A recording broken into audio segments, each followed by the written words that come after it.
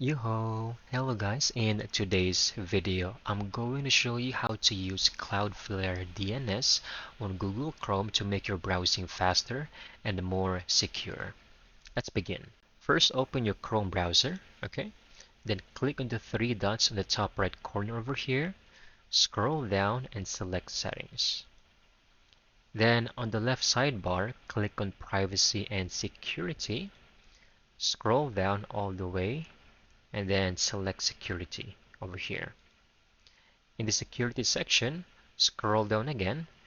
Here, we can easily spot Use Secure DNS.